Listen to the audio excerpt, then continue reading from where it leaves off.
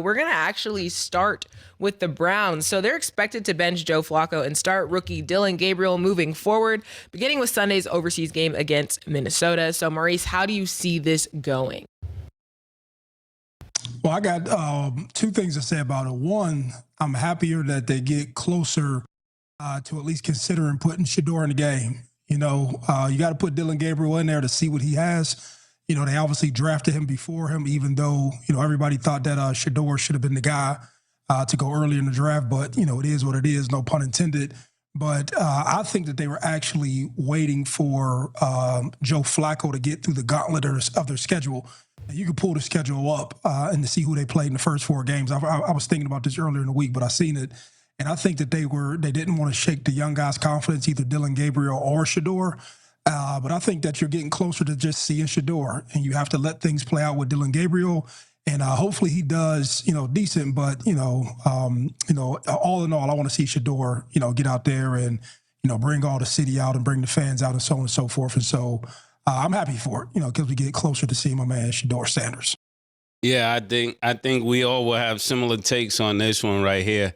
I think no matter what's going on right now, this is what happens when you try to avoid the inevitable. Everybody knows that when it's all said and done, Shedeur is going to end up the quarterback of this Browns team. And not only is he going to be the quarterback of this Browns team, I think the way all of this has been set up, Mo, is for Shedeur to have a phenomenal career. I think this was perfect. This was the perfect storm to put his back against the wall, for that Sander name to come out of him, pause, and for him to have a hell of a career. I mean, I think he's going to have a great, great career.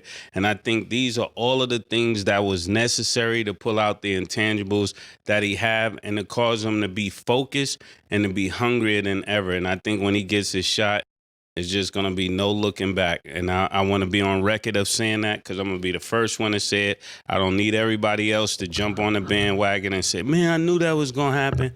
No, sometimes you have to put the back against the wall and do everything possible. But the cream always rises to the top. Pause.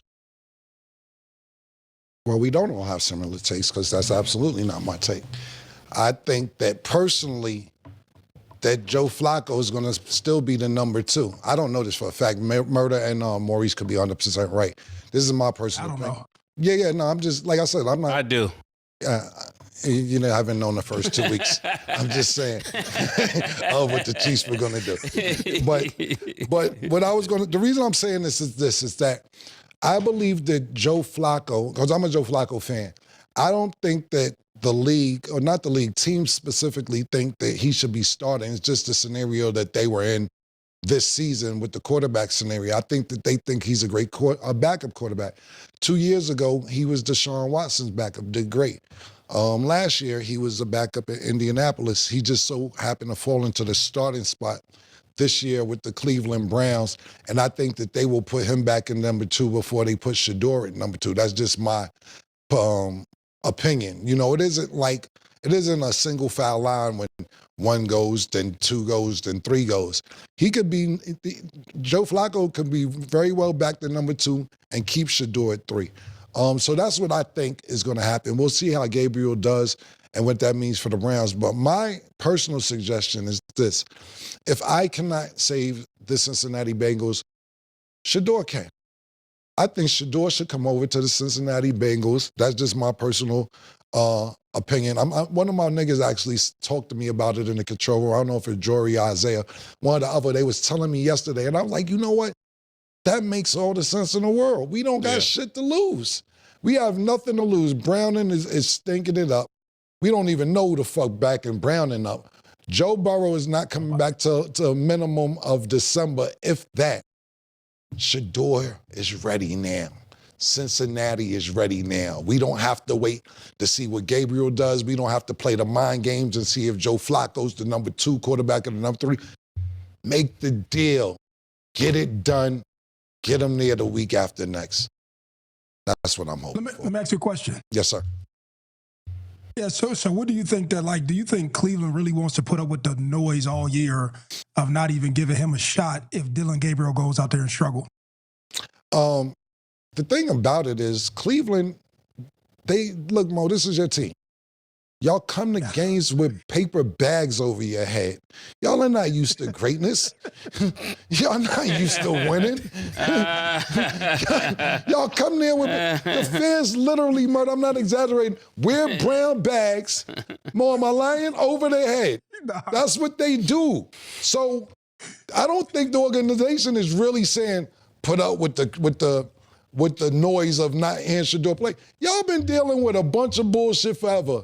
I think that what you're saying and Murder's saying should be correct. I'm not disagreeing on my principle that Shedeur should be next. I'm just saying the history of the organization doesn't say Shedeur is next. Let's just get him down the road to Cincinnati where he could possibly play the week after next. Jamar Chase and Higgins, they gonna fuck these boys' numbers up. Did you see the frustration on Jamar Chase's face yesterday, Mo? I don't know if you've seen the game or not the day before yesterday. Pardon me. Listen, man, these players have guaranteed contracts for a certain amount. So I'm just using round numbers. If you got a $150 million guarantee, a $150 million contract, and $100 million is guaranteed, and $50 million is based off incentives, murder, and part of the incentives is you got to score, get 90 yards per game to get a bonus of $8 million. You got to have 7 catches every 2 games to get a bonus of so-and-so amount of dollars. These niggas know they not getting that. Not with Browning. They not, you fucking the bonus money up. How niggas get their bonus money, man? I can't stick up for you, Browning, no more. Listen, hopefully things have changed, but as far as to answer your question, Mo, what do we expect from the Rams? You know what I mean? Like you said, I did what you saying, like, yo, that's fucked up, you're not putting Shedeur in. Yo, that's fucked up, you're not doing that. Yeah. Yo, bro, that went on all preseason. It was hysteria when they moved him to third string. You know what I'm saying? Because he had a couple good preseason games, and then even they pulled him out of one of the preseason games. After Ready for the last one. Right, and he was upset. He's like, yo, what the fuck? You know what I'm saying? So I'm just saying he could walk right into a situation that's ready now. Right now, there's nothing to lose at this point. Now, Cleveland, we got to wait till this Gabriel shit happen. We don't know if Joe Flacco is going to be number 2, but to you and Murder's point, he could be next, which I'm saying that, what I'm saying is that y'all are incorrect, but we just don't know what the Cleveland Browns organization. Think about this, right?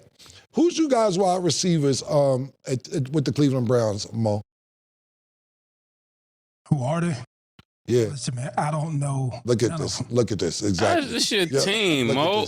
Look at this. This is crazy, Mo. But listen, that's an even better answer. I could have tried something crazy. Listen, no, Mo, I like that. I love that answer because that's your team and you don't know.